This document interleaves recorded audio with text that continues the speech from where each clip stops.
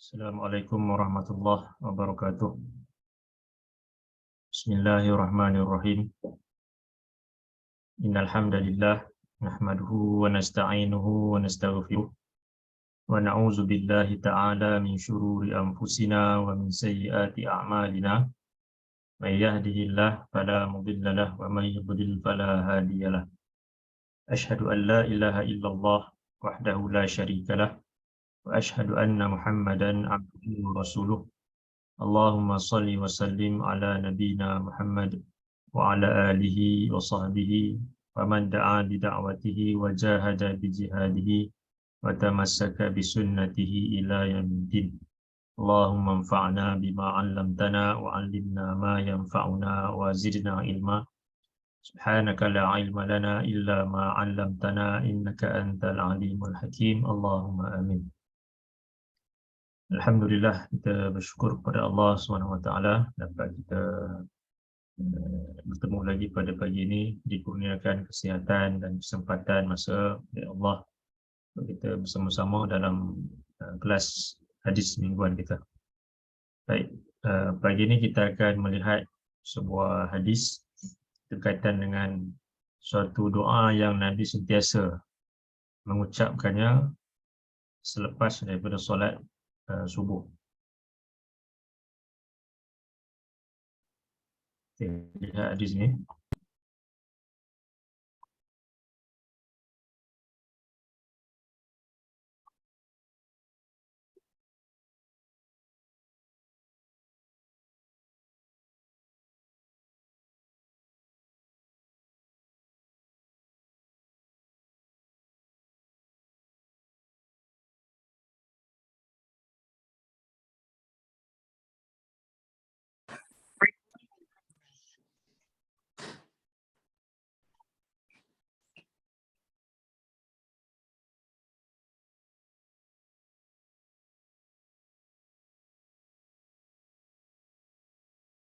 An Maulad Ummi Salamata an Ummi Salamata anna Nabiyya sallallahu alaihi wasallam kana yaqulu idza shalla as-subha hina yusallim Allahumma inni as'aluka ilman nafi'an wa rizqan thayyiban wa amalan mutaqabbala.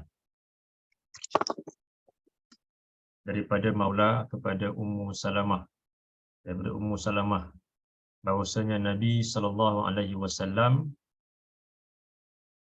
baginda kana yaqulu, baginda sentiasa mengucapkan iza shallas subha hina yusallim, apabila baginda salat subuh, kemudian baginda selepas baginda memberikan salam, selepas salat subuh, baginda sentiasa menyebutkan doa ini, Allahumma inni as'aluka ilman nafi'a wa rizqan thayyiba wa amalan mutaqabbala.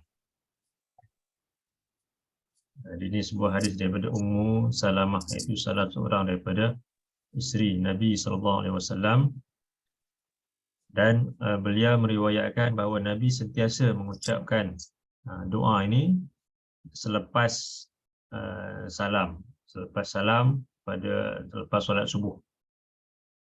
Itu doa tersebut berkaitan dengan 3 perkara yang Nabi mohon kepada Allah. Allahumma inni as'aluka ilman nafi'ah. Ya Allah, sesungguhnya aku memohon kepadamu ilmu yang bermanfaat. Wa rizqan thayyiba, dan rezeki yang baik. Wa amalan mutaqabbala, dan amalan yang diterima. Jadi dalam hadis ni Nabi mengajarkan kepada kita supaya kita sentiasa berdoa kepada Allah, sentiasa bersungguh-sungguh berdoa kepada Allah. Walaupun mungkin apa yang kita minta tu doa yang sama. Kerana dalam hadis ni disebutkan Nabi sentiasa mengucapkan doa ini. Doa tu tak semestinya kita perlu hafal pelbagai doa yang banyak, yang panjang ayat-ayatnya, pelbagai jenis doa. Tapi doa yang baik itu adalah doa yang ringkas, yang mudah, dan kita sentiasa mengucapkannya, sentiasa memohonnya kepada Allah. Kerana amalan yang paling Allah suka adalah amalan yang berterusan sifatnya. Nabi nyatakan dalam sebuah hadis yang lain, ahabbul a'mali ilallahi adwamuha wa in qalla. Amalan yang paling Allah cintai, Allah sukai adalah amalan yang dilakukan secara berterusan, walaupun mungkin sedikit bilangannya itu. Mungkin sedikit bilangan rakaatnya, mungkin sedikit bilangan perkataannya, pendek-pendek saja, tapi yang penting ia berterusan. Contohnya dalam doa ni, doa yang ringkas, doa yang pendek, tapi Nabi sentiasa mengucapkannya selepas daripada subuh. Kalau tengok di sini,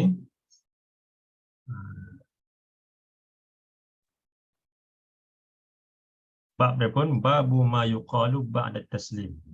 Kapan bab tentang apa yang perlu diucapkan selepas daripada salam, iaitu selepas solat subuh lah. Jadi perkara yang pertama yang Nabi sebutkan dalam doa ini adalah ilmu yang memberikan manfaat. Jadi ilmu merupakan perkara yang paling penting bagi seorang itu. Kerana dengan ilmu yang bermanfaat itulah ia akan dapat menjadikan manusia itu boleh membezakan mana satu perkara yang baik, mana satu perkara yang salah. Manakah rezeki yang halal, yang baik untuk dia, dan manakah rezeki yang buruk, yang haram, tak boleh untuk dia mengambilnya. Dan begitu juga dia akan boleh untuk membezakan amalan yang soleh ataupun amalan yang maksiat kepada Allah, amalan yang diterima ataupun amalan yang ditolak oleh Allah. Jadi sebab tu dalam doa ni Nabi mengutamakan ilmu. Nabi sebut tentang ilmu dulu. Inni as'aluka ilman nafi'ah. Sesungguhnya aku mohon kepadamu ya Allah ilmu yang bermanfaat. Kemudian baru disebutkan rizqan tayyibah, rezeki yang baik. Dan seterusnya amalan mutaqabbalah, amalan yang diterima. Nabi mendahulukan ilmu kerana ilmu itulah yang paling penting, yang boleh menyebabkan seorang itu mendapat membezakan rezeki yang buruk ataupun yang baik dengan amalan yang diterima ataupun amalan yang ditolak di sisi Allah.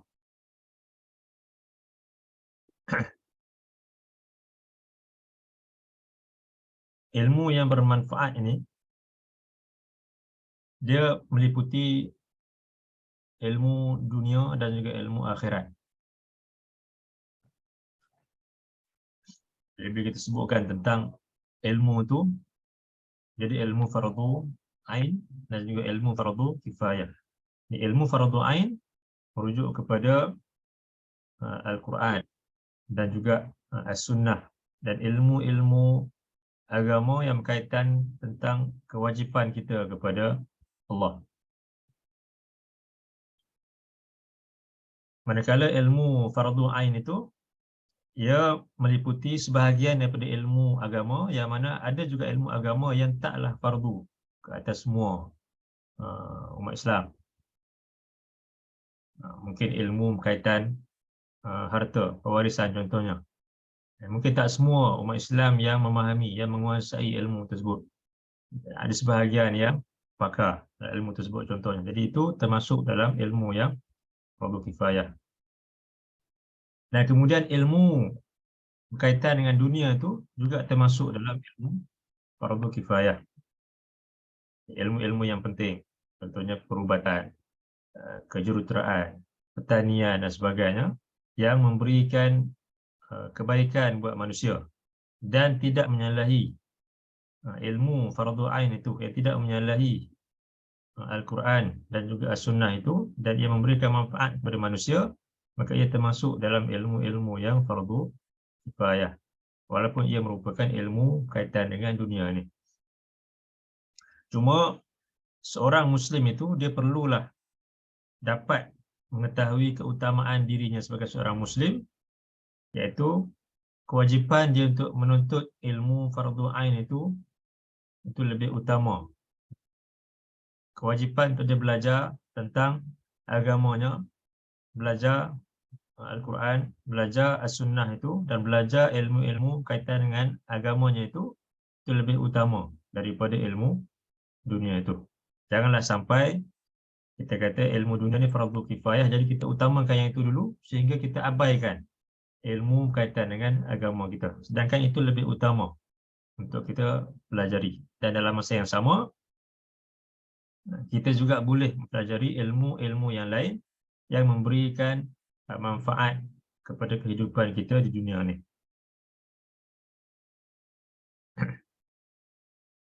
Kalau kita lihat dalam Quran,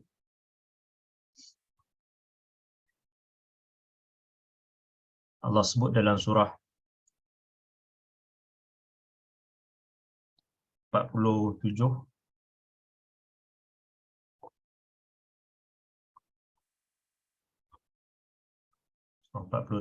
ayat ke-19.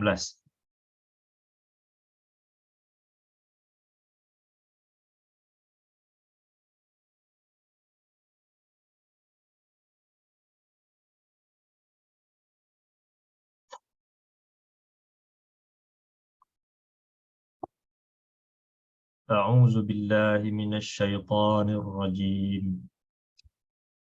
Fa'lam annahu la ilaha illallah wastaghfir li dzambika walil mu'minina wal mu'minat wallahu ya'lamu mutaqallabakum wa mathwaakum.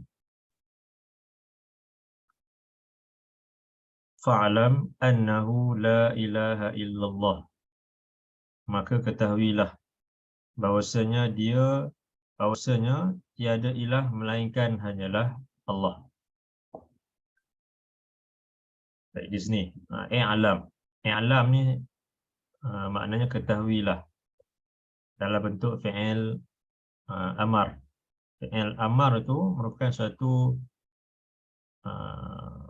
arahan yang biasanya membawa makna suatu kewajipan, wajib. Fa'lam, ketahuilah kamu. Ketahuilah kamu maknanya belajarlah kamu sampai kamu menjadi tahu. Annahu la ilaha illallah, bahawasanya tiada ilah melainkan hanyalah Allah. Jadi ayat ini merupakan kewajipan, suatu perintah daripada Allah tentang kewajipan bagi seseorang itu untuk belajar sampailah dia mengetahui bahawasanya tiada ilah yang lain melainkan hanyalah Allah. Tak ada yang berhak untuk dia abdikan diri, untuk dia puja, untuk dia agungkan, untuk dia utamakan, melainkan hanyalah Allah semata-mata. Di ayat ini menunjukkan tentang kewajipan kita menuntut ilmu supaya kita boleh untuk mengenal Allah.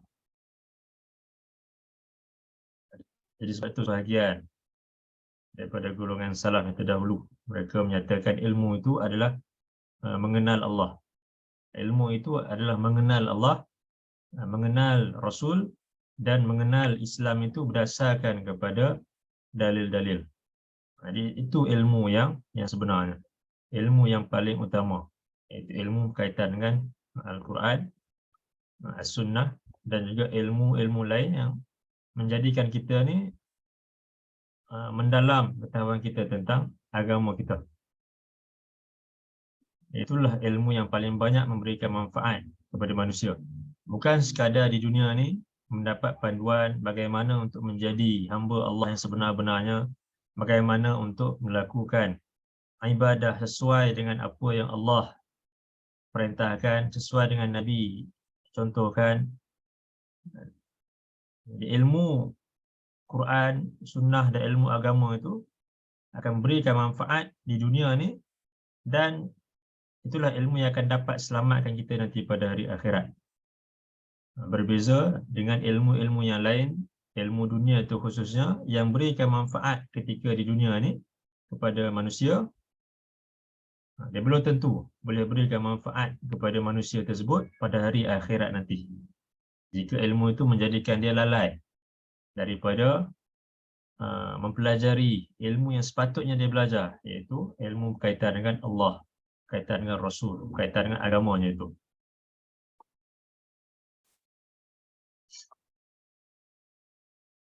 Kemudian Allah menyebutkan dalam surah 35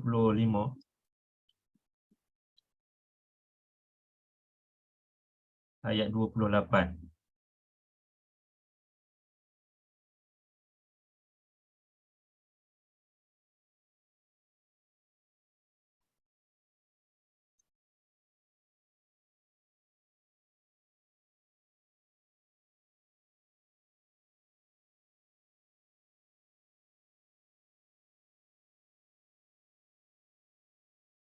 A'udzu billahi minasyaitonir rajim.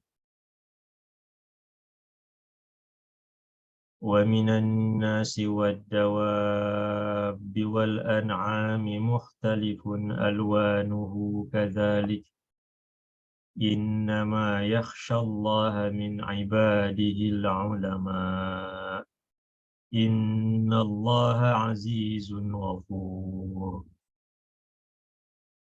ومن الناس والدواب والأنعام مختلف ألوانه كذلك. Dan di antara manusia, binatang yang melata dan binatang ternakan itu, Allah menjadikan pelbagai bentuk dan warnanya.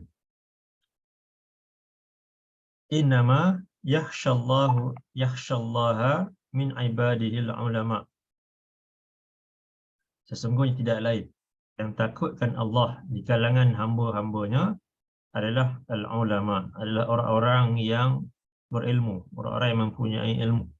Innallaha azizun ghafur. Sesungguhnya Allah itu Maha perkasa lagi Maha pengampun. Di sini Allah sebut orang-orang yang takutkan Allah di kalangan hamba-hambanya adalah orang-orang yang mempunyai ilmu.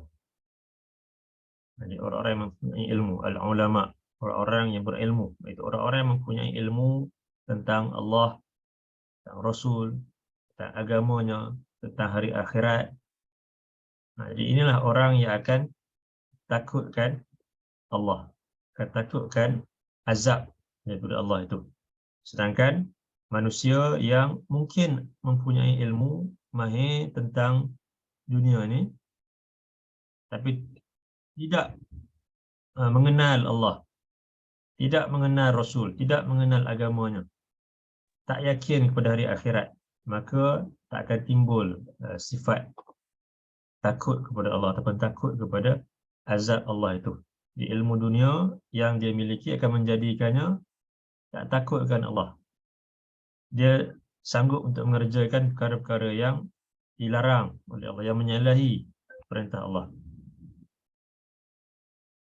Jadi sebab itu ilmu yang utama untuk kita pelajari, yang pertama sekali tentulah berkaitan dengan Allah, Rasul dan juga agama kita.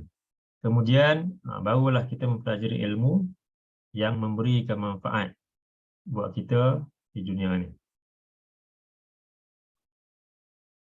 Jadi sebab itu dalam hadis tadi Nabi sebutkan yang pertama sekali, inni as'aluka ilman nafi'ah. Sesungguhnya ya Allah, sesungguhnya aku mohon kepadamu ilmu yang memberikan manfaat. Jadi untuk ilmu itu menjadi ilmu yang bermanfaat, yang pertama sekali mestilah niat kita mempelajari ilmu itu dengan niat yang betul, iaitu untuk mencari keridaan Allah. Kerana setiap perbuatan yang dilakukan tanpa niat yang betul, maka ia akan menjadi sia-sia. Takkan dapat berikan pahala pada pelakunya itu. Dalam sebuah hadis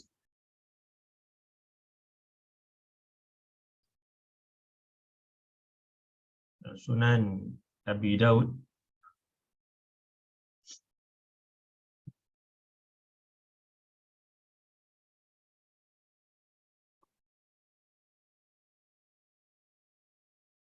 an Abi Hurairah qala qala Rasulullah sallallahu alaihi wasallam man ta'allama ilman mimma yubtagha bihi wajhullah azza wa jal la yata'allamuhu illa liyusiba bihi aradan minad dunya lam yajid arfal jannah yaumal qiyamah yakni rihaha. Baik, Sunan Abi Daud. Kalau tengok di sini dalam tajuk dia ni, Kitabul Ilm, babu fi talabil ilmi li ghairillahi ta'ala. Bab tentang menuntut ilmu untuk kerana selain Allah Ta'ala. Ini satu ancaman daripada Nabi kepada golongan yang mempelajari ilmu tetapi tujuannya itu bukan untuk mendapatkan keridaan Allah.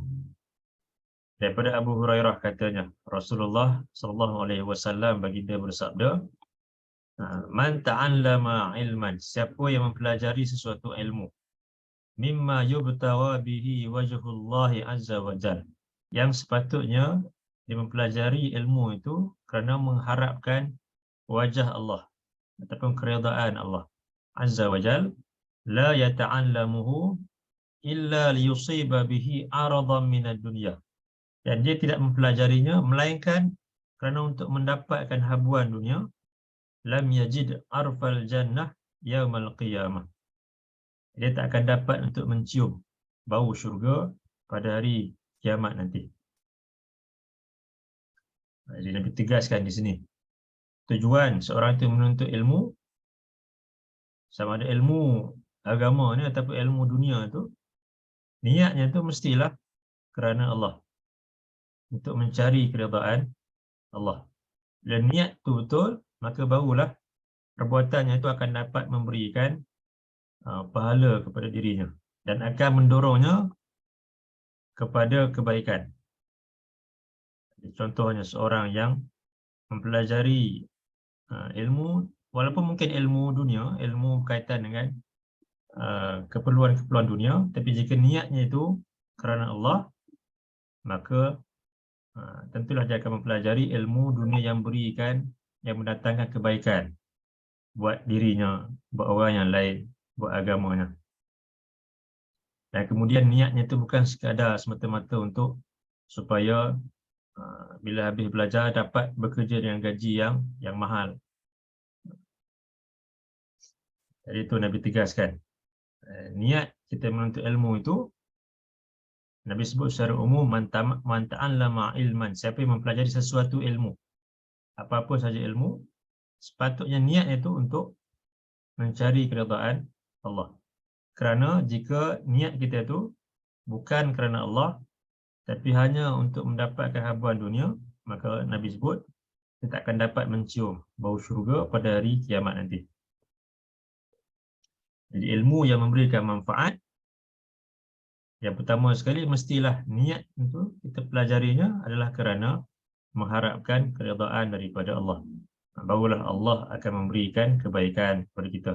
Allah akan melimpahkan keberkatan kepada kita ketika kita keluar untuk menuntut ilmu itu.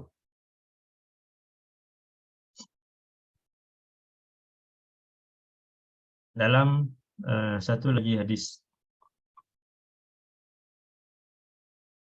ini hadis yang selalu kita dengar, hadis berkaitan dengan niat juga. Nabi sebutkan, al-a'malu bin niyah, setiap amalan itu berdasarkan kepada niatnya. Wa likulli imri'in ma nawa, dan bagi setiap orang itu dia akan dapat apa yang dia niatkan, sesuai dengan apa yang dia niatkan. Faman kanat hijratuhu ila Allah wa rasulih, siapa yang hijrahnya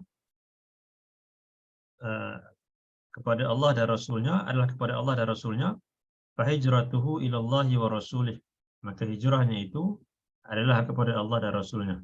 Mungkin niat dia berhijrah kerana Allah, kerana Rasul, maka dia akan dapat ganjaran sesuai dengan niatnya itu. Faman kanat hijratuhu lidunya yusibuha, dan siapa yang hijrahnya itu kerana dunia, dia mendapatkan habuan dunianya, awi imra'atin yatazawwajuha, ataupun kerana ingin mengahwini wanita yang disukainya, hijratuhu ila ma hajara ilaih, maka hijrahnya itu sesuai dengan apa yang dia niat untuk hijrahnya itu sesuai dengan apa yang dia niatkan itu, dia akan dapat. Kalau dia inginkan dunia, hijrah itu merupakan suatu ibadah. Itu para sahabat keluar daripada Mekah pergi ke Madinah. Jika mereka lakukan kerana Allah dan juga Rasul, maka mereka akan dapat ganjaran di sisi Allah. Tetapi jika mereka berhijrah kerana inginkan dunia, maka dunia mereka akan dapat. Ataupun kerana inginkan wanita untuk dikahwini, maka mereka akan dapat. Tetapi tak akan dapat ganjaran di sisi Allah. Begitu juga seorang yang keluar menuntut ilmu. Menuntut ilmu itu merupakan suatu ibadah di sisi Allah. Dan apabila ia ibadah, dia kalau niatnya itu betul, barulah kita akan dapat kebaikan daripada perbuatan tersebut. Tapi jika niat kita keluar menuntut ilmu itu untuk mendapatkan dunia semata-mata, maka dunia kita akan dapat, tapi kita tak akan dapat ganjaran di sisi Allah. Sebab itu niat itu penting. Sama ada dalam kita mempelajari ilmu agama ini ataupun ilmu-ilmu dunia yang memberikan manfaat kepada kehidupan kita.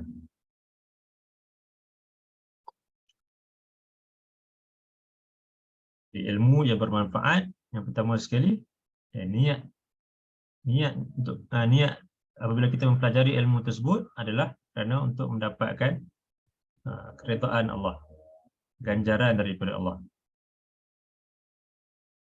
Kemudian yang keduanya, ilmu yang bermanfaat itu adalah ilmu yang kita amalkan. Ilmu yang kita pelajari bukan sekadar hanya kita untuk mengumpul info, maklumat semata-mata, tapi ilmu tersebut kita gunakan, kita amalkan. Allah sebut dalam surah 47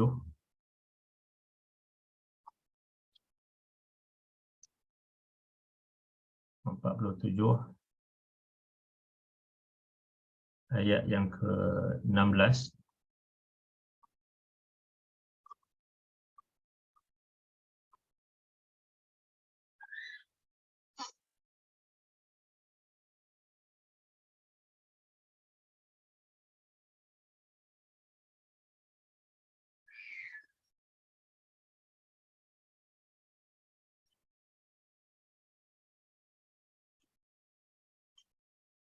A'udzu billahi minasyaitonir rajim.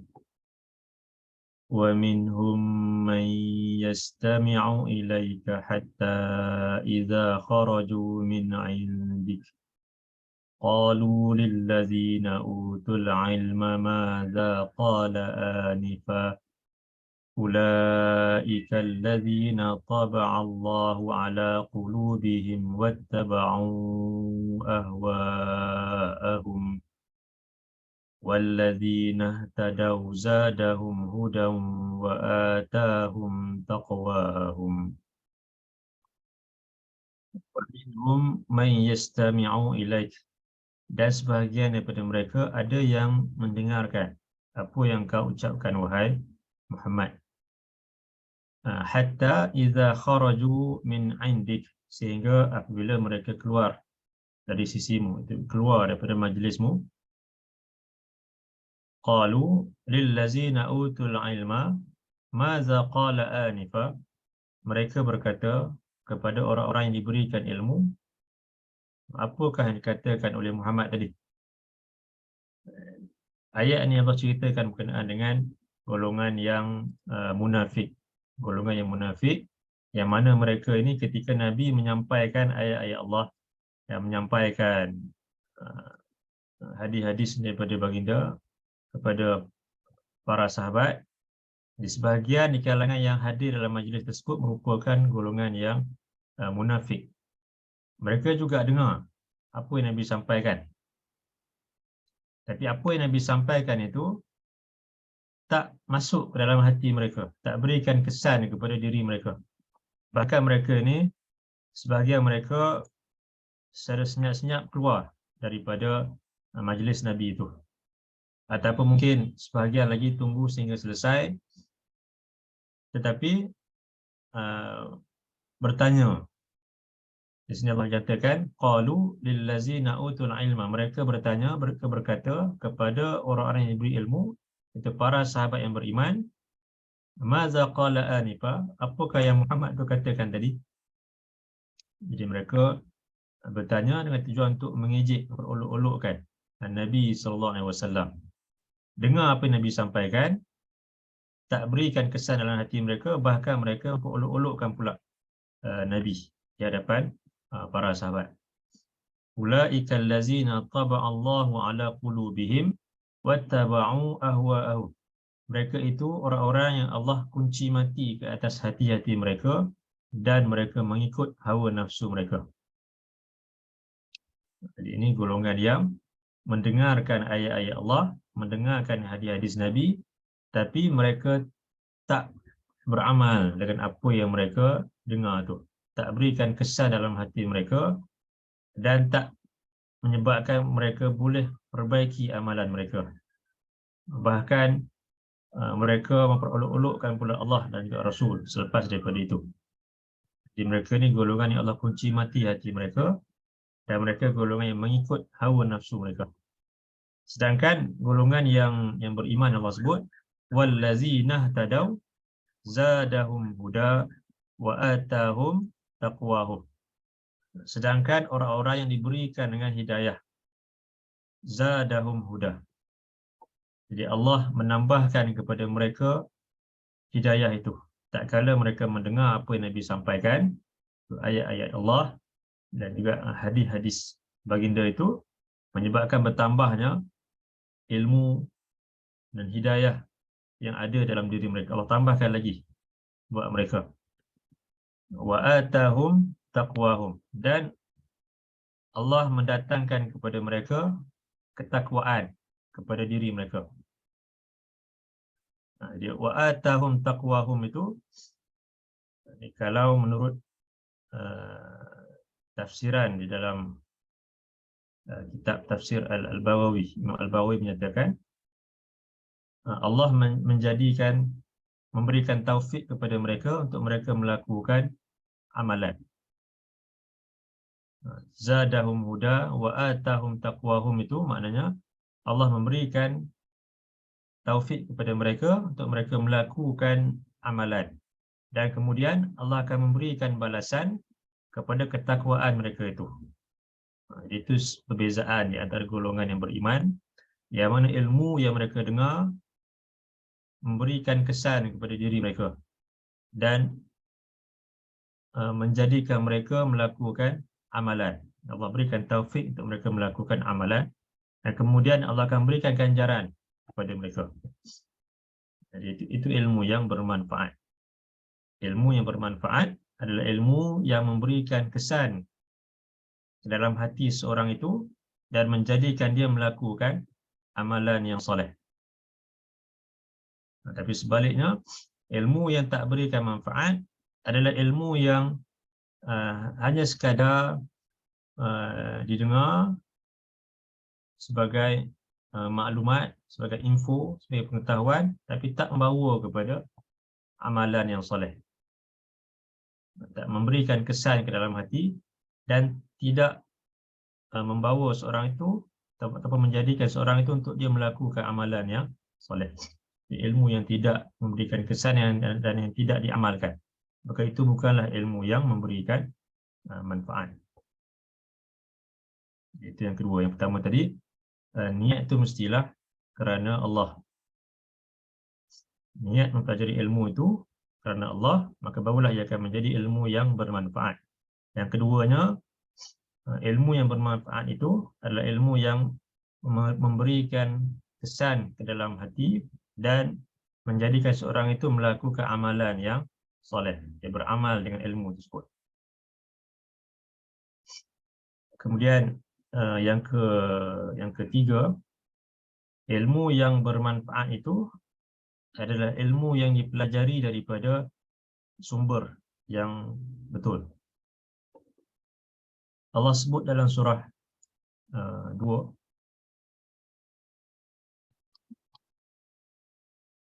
ayat 78.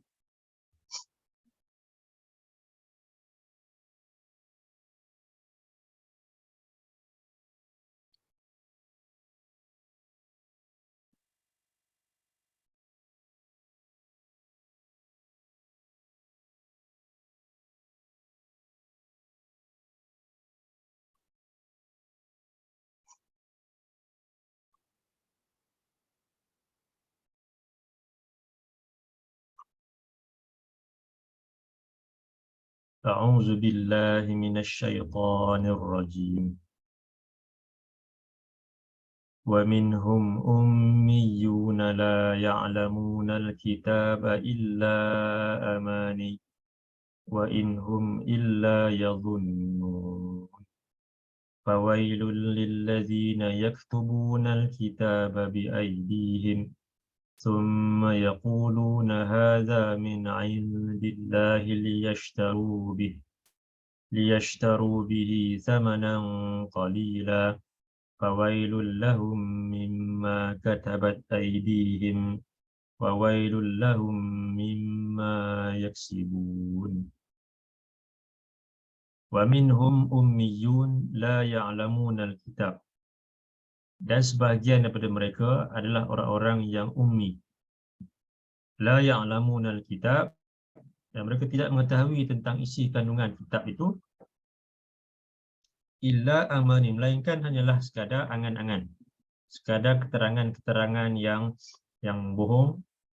Wa inhum illa yazunnun, dan melainkan tidak lain mereka hanya bersangka-sangka tentang isi kandungan kitab itu. Fawailul lillazina yaktubuna alkitab biaidihim, maka celakalah bagi orang-orang yang mereka menulis alkitab itu dengan tangan-tangan mereka. Summa yaquluna hadza min indillah, kemudian mereka mengatakan ini adalah apa yang datang dari sisi Allah.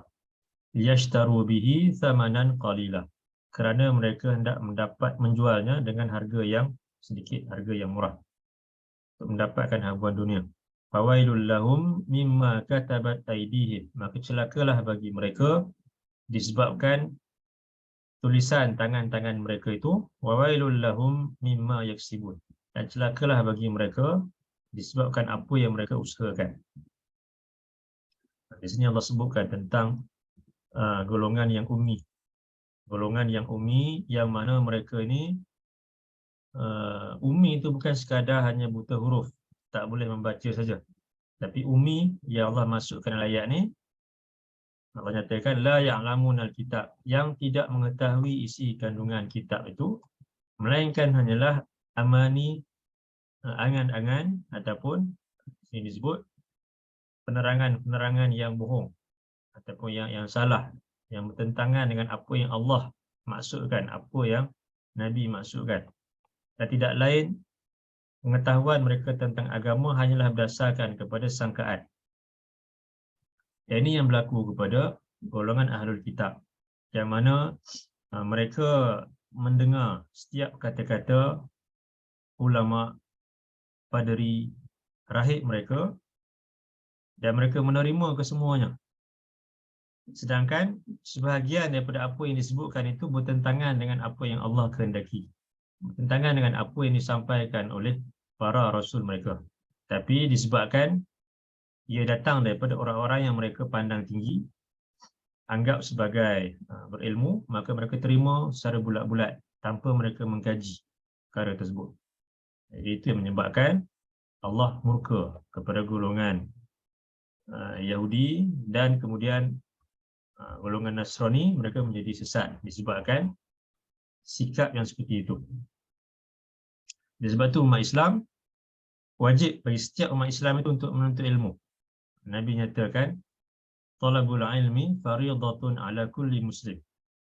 Menuntut ilmu itu fardu, wajib ke atas setiap muslim, supaya umat Islam ini tidak mengikut jejak langkah kaum Yahudi dan juga Nasrani yang mereka menerima secara membuta tuli apa yang disampaikan kepada mereka oleh orang-orang yang mereka anggap sebagai ulama, sebagai rahib, sebagai padri dan sebagainya. Sedangkan apa yang disampaikan itu sebagian besarnya bertentangan dengan kehendak Allah dan juga apa yang disampaikan oleh para rasul, para nabi mereka. Allah menyebutkan dalam surah 9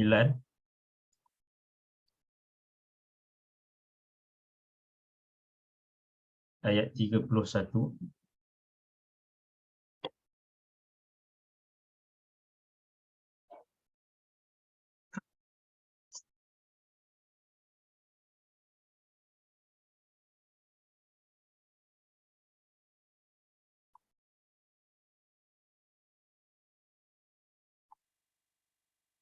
A'udzu billahi minasy syaithanir rajim.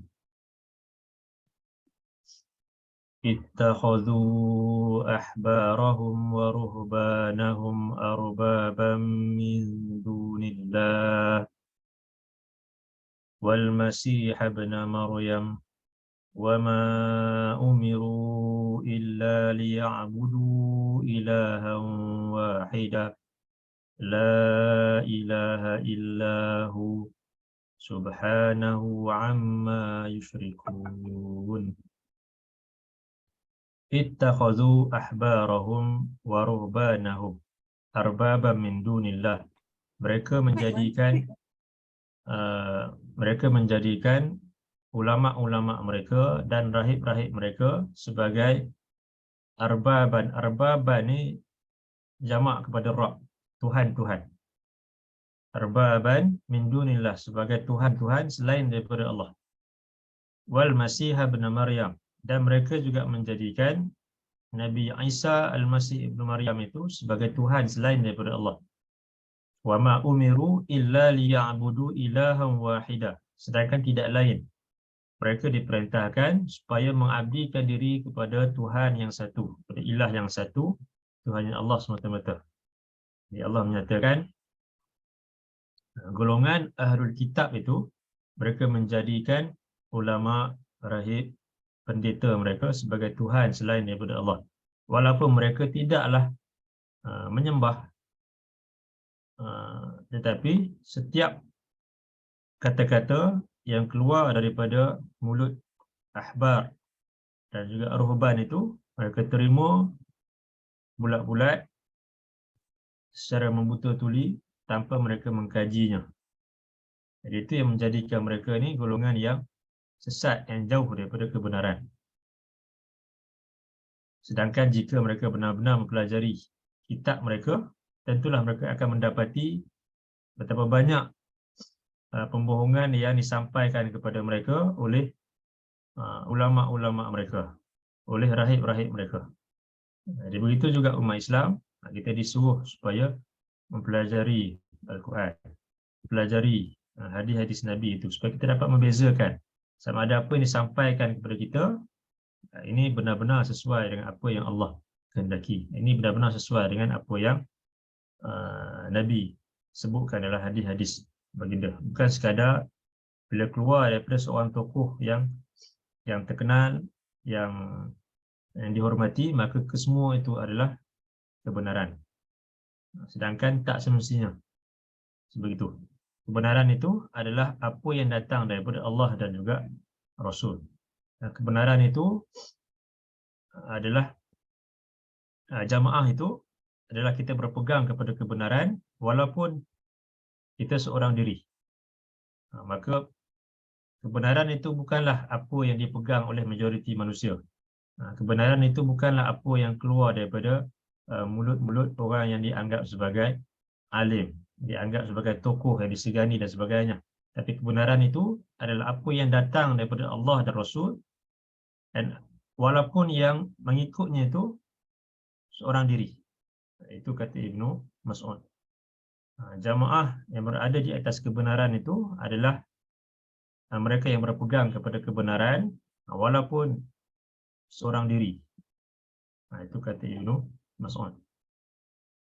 Sebab itu Allah ceritakan tentang golongan Ahlul Kitab yang mereka menjadikan ulama dan juga rahib sebagai Tuhan mereka. Yang mereka terima segala kata-kata yang keluar daripada mulut-mulut mereka itu tanpa mereka mengkajinya dan membandingkannya dengan apa yang Allah dan para rasul mereka sampaikan. Sebab itu ada larangan dalam sebuah hadis Nabi SAW, Nabi melarang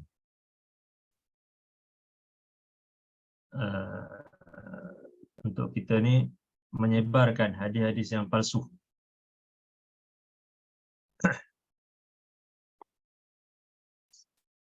Kalau tengok dalam Sahih Muslim,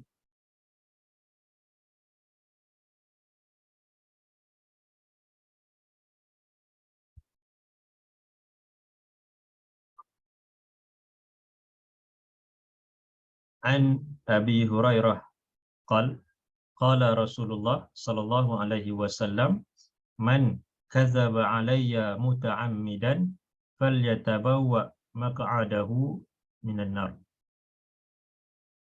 Daripada Abu Hurairah katanya Rasulullah sallallahu alaihi wasallam baginda bersabda, man kadzaba alayya muta'ammidan, siapa yang berdusta atas namaku dengan sengaja, falyatabawwa maq'adahu minan nar, maka hendaklah dia mengambil tempat duduknya di dalam neraka nanti. Jadi ini larangan daripada Nabi sallallahu alaihi wasallam tentang berdusta atas nama Nabi. Di golongan yang berdusta atas nama Nabi ini adalah golongan yang menyampaikan sesuatu yang dikaitkan dengan Nabi, sedangkan Nabi tidak menyatakan tentang perkara tersebut. Jadi menyampaikan hadis-hadis yang palsu, mengatakan Nabi sebutkan perkara ini, sedangkan jika dikaji balik, hadis tersebut merupakan hadis yang palsu ataupun yang sangat-sangat dhaif.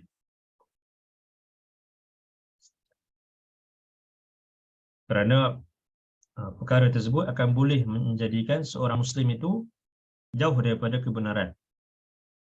Apabila seorang yang mengajarkan agama kepada orang lain, dia mengajarkan, menyampaikan hadis-hadis yang palsu, maka orang yang mendengar itu akan anggap inilah agama, inilah apa yang Allah kehendaki, inilah apa yang Nabi sebutkan. Sedangkan ia bukan merupakan sebahagian daripada agama, ia merupakan rekaan golongan-golongan yang tertentu yang mungkin ada niat-niat mereka yang tertentu. Di golongan yang berdusta atas nama Nabi ini, yang pertamanya golongan yang mereka-reka hadis yang palsu. Itu yang pertamalah, golongan yang mereka-reka hadis yang palsu.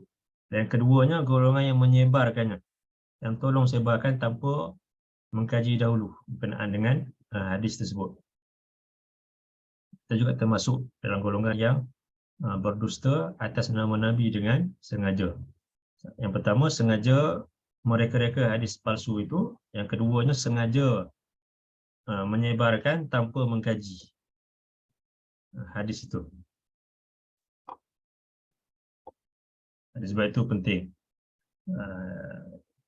Itu perkara yang ketiga. Ilmu yang memberikan manfaat adalah ilmu yang dipelajari daripada sumber yang benar, sumber yang sahih. Kalau ilmu berkaitan dengan agama, tentulah kita perlu kepada dalil daripada Al-Quran, daripada sunnah Nabi SAW, daripada kata-kata para sahabat, golongan tabi'in, tabi'ut tabi'in, dan golongan ulama yang mengikuti jalan Nabi dan juga jalan para sahabat itu. Bukan sekadar golongan yang dianggap sebagai alim yang terkenal, tetapi apa yang disampaikan adalah merupakan perkara-perkara yang tak datang daripada Nabi SAW. Jadi kalau ilmu kaitan dengan dunia ni perlu kepada pengiktirafan dan sebagainya, perlu dipelajari bertahun-tahun di universiti contohnya, maka begitu juga ilmu agama, tentulah kita kena kaji sumbernya itu dulu, sama ada benar-benar ia datang daripada Allah dan juga Rasul, ataupun sekadar ucapan-ucapan yang diucapkan oleh manusia yang boleh mengandungi pelbagai kesalahan yang tak semestinya kita terima secara bulat-bulat. Maka perlu kita kaji dahulu. Jadi itu yang ketiga. Ilmu yang memberikan manfaat adalah ilmu yang dipelajari daripada sumber yang betul, sumber yang sahih.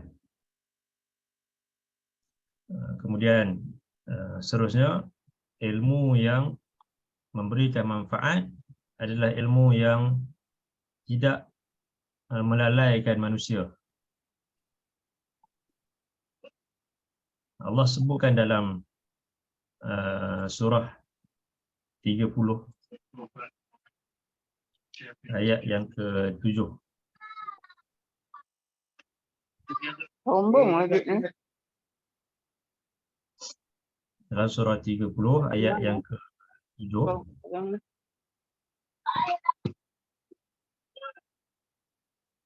A'udzu billahi minasyaitonir rajim.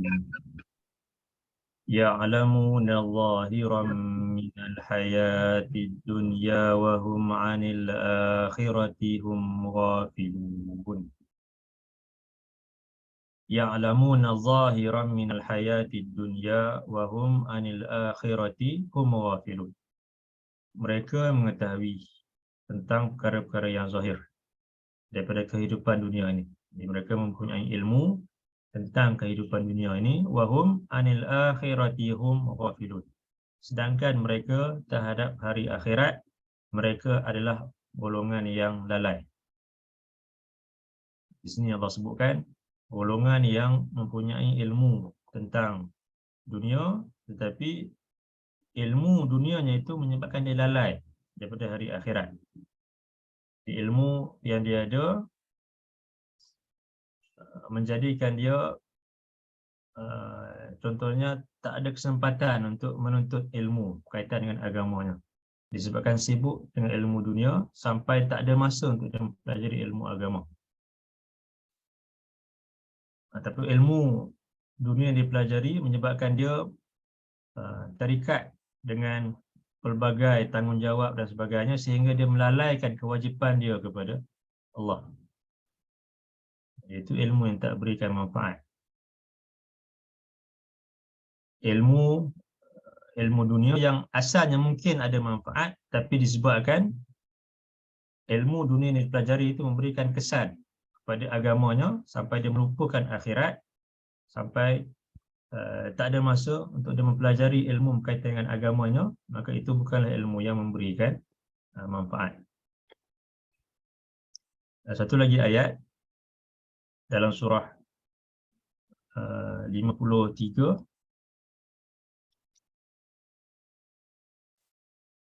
ayat yang ke-30.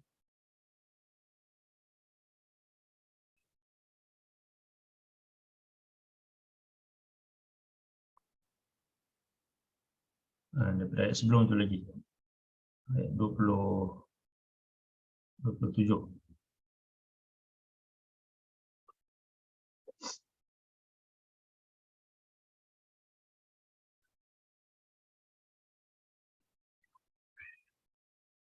A'udzu billahi minasyaitonir rajim.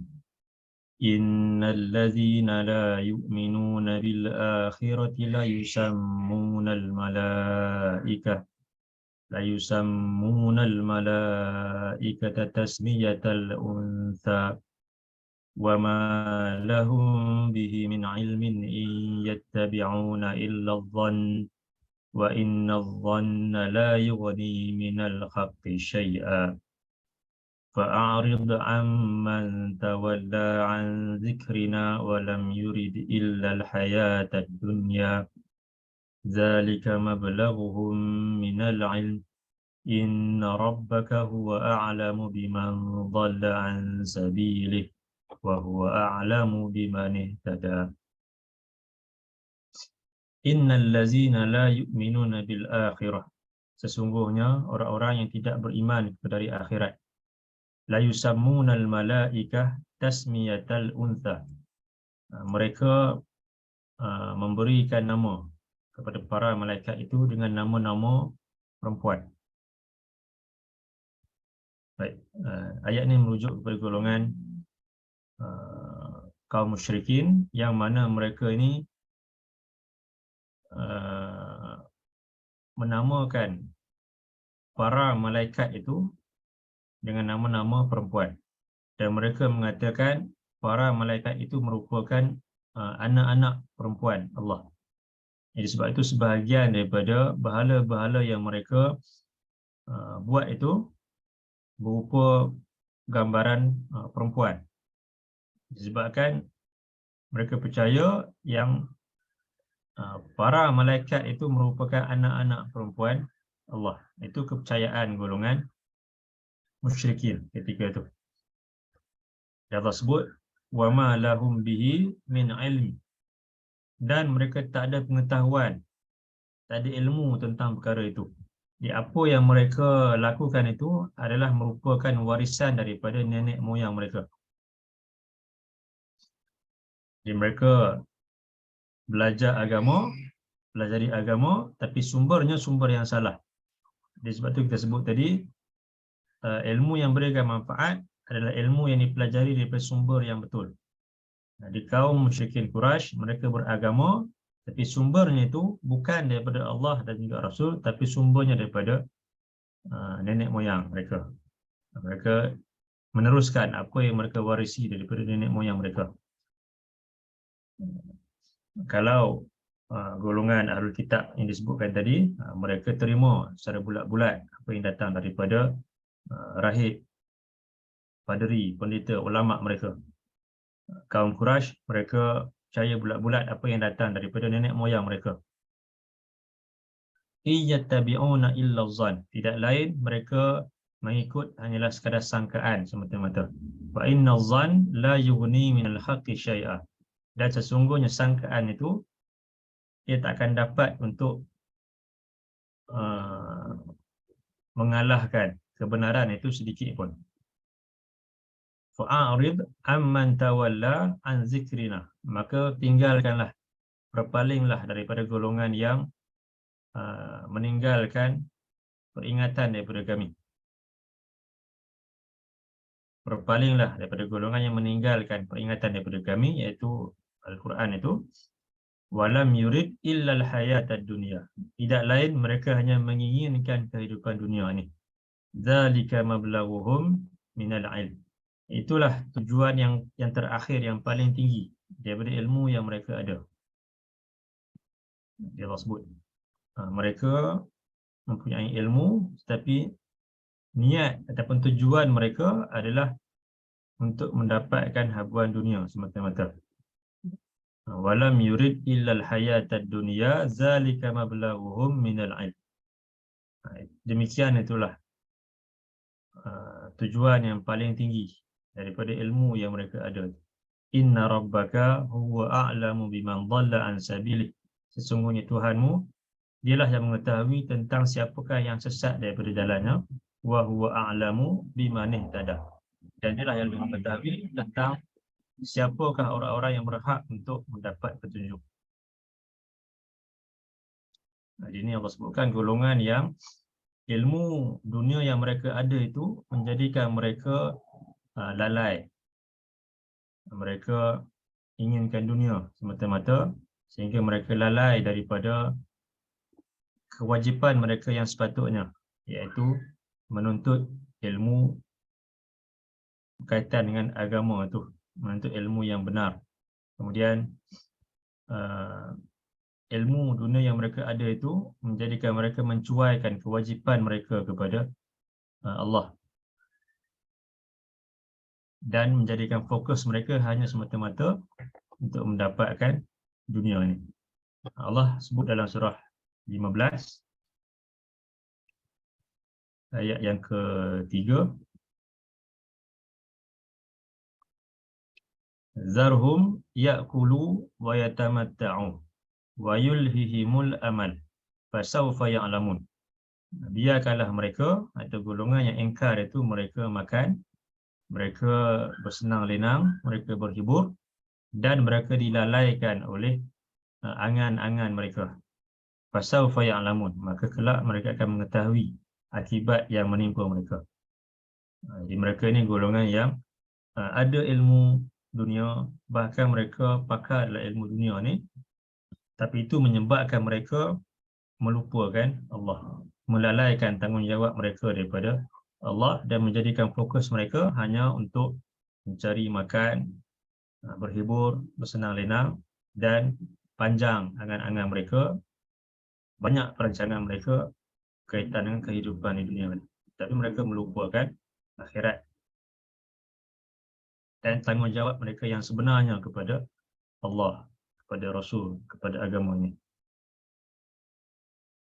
Baik, kembali kepada hadis yang utama kita baca pada pagi ini. Jadi Nabi sebutkan dalam hadis ini tentang suatu doa yang sentiasa baginda ucapkan selepas daripada solat subuh. Itu suatu doa yang baginda minta kepada Allah, Allahumma inni as'aluka ilman nafi'a wa rizqan tayyiba wa amalan mutaqabbala. Ya Allah, sesungguhnya aku mohon kepadamu ilmu yang memberikan manfaat, wa rizqan tayyiba, dan rezeki yang baik, wa amalan mutaqabbala, dan amalan yang diterima. Pagi ini kita lihat bahagian yang pertama, itu kaitan dengan ilmu yang memberikan manfaat. Ilmu yang memberikan manfaat itu yang pertama tadi adalah ilmu yang niat kita mempelajari ilmu tersebut adalah untuk mendapatkan ganjaran daripada Allah, mencari keridaan Allah. Itu niat itu mesti betul kerana Allah. Yang keduanya, ilmu yang diamalkan, ilmu yang disertai dengan amalan yang soleh. Yang ketiganya, ilmu yang dipelajari daripada sumber yang betul, sumber yang benar, sumber yang sahih. Dan kemudian yang keempatnya, ilmu yang tidak melalaikan manusia daripada tanggungjawab dia yang sebenar, tak melalaikan dia daripada kewajipan dia kepada Allah, kepada Rasul dan kepada agama ini. Baik. Jadi untuk pagi ini setakat itu dulu. InsyaAllah kita akan sambung lagi dua perkara ni dalam kelas akan datang insyaAllah. Baik. Sebelum kita akhiri, ada apa-apa soalan?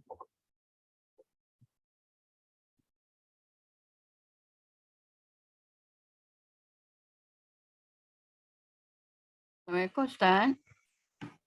Salam. Ustaz kata tadi kita hendaklah belajar mengenai ilmu berkaitan dengan Allah. Saya nak minta Ustaz jelaskan contoh-contoh ilmu yang berkaitan dengan Allah. Okay. Tadi kita sebutkan dalam surah 35 ayat 28 tadi. Surah apa Ustaz? Surah 35 ayat 28. Tentang golongan yang takutkan Allah itu adalah golongan yang mempunyai ilmu. Innama yakhshallaha min ibadihil ulama. Sesungguhnya tidak lain yang takutkan Allah itu di kalangan hamba-hambanya adalah orang-orang yang berilmu. Jadi ilmu apa yang menyebabkan seorang itu takutkan Allah, yang menyebabkan dia mengenal Allah, mengenal Rasul, mengenal agamanya itu. Jadi adakah ilmu dunia boleh membawa dia kepada takutkan Allah? Kita lihat bagaimana golongan yang bukan Muslim, yang mereka ada ilmu tentang dunia ni, mahir dalam pelbagai bidang, tapi mereka ingkar kepada Allah, mensyirikkan Allah. Jadi mereka ni bukan golongan yang takutkan Allah. Ilmu yang boleh membawa seorang itu kepada takutkan Allah adalah ilmu yang datang daripada kitab Allah, yang datang daripada sunnah Rasulullah, dan ilmu-ilmu lain yang berkaitan dengan agama. Jadi bila kita sebut kewajipan seorang itu untuk mengenal Allah adalah caranya dengan kita mempelajari kitabullah itu. Itu yang pertama sekali. Kita belajar Al-Quran. Yang pertamanya kita boleh membaca Quran. Belajar untuk boleh membaca Quran. Kemudian belajar untuk memahami isi kandungan Quran itu. Kemudian keduanya kita mempelajari berkaitan dengan hadis-hadis Nabi SAW. Kita membaca kitab-kitab hadis ke, yang kalau belum mahir dalam bahasa Arab boleh tengok yang terjemahan, kemudian tengok pula syarahan kepada hadis-hadis tersebut oleh ulama-ulama yang mengikut jalan Nabi dan juga jalan para sahabat. Itu ilmu yang utama.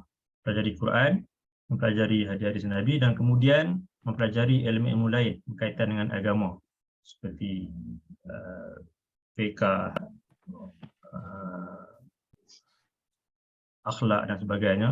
Itu semua sebenarnya terkandung di dalam kedua perkara yang utama tadi, Quran dan juga sunnah itu. Itu cara untuk kita kenal Allah. Okey, faham. Dan kita pelajari kitabullah dan juga sunnah Rasulullah itu, dan juga ilmu-ilmu lain kaitan dengan agama kita ni. Okey. Okey, baca Ustaz. Ya, sama-sama.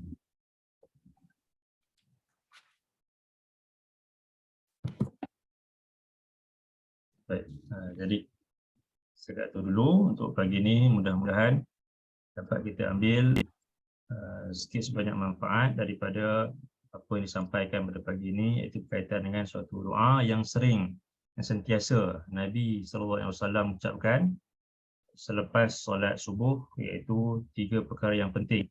Dan kalau Allah kurniakan 3 perkara ini kepada kita, maka itu pun dah cukup untuk diri kita selamat di dunia dan juga di hari akhirat, iaitu ilmu yang memberikan manfaat, rezeki yang baik, dan amalan yang diterima.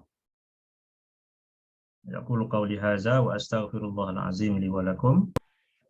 Allahumma ja'al hadza jam'ana jam'an marhuma wa tafarruqana min ba'dihi tafarruqan ma'suma. Allahumma inna na'udzubika minal baras wal junun wal juzam wa min sayyi'il asqam.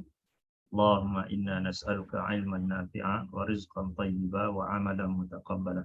Subhanakallahumma wa bihamdika asyhadu an la ilaha illa anta astaghfiruka wa atubu ilaik. Sallallahu ala nabiyyina Muhammad wa ala alihi wa sahbihi wa sallam. Alhamdulillahi rabbil alamin. Allahumma amin. Assalamualaikum warahmatullahi wabarakatuh. Salam Ustaz. Salam, jazakallah khairan. Jazakallah khair Ustaz. Iyakum.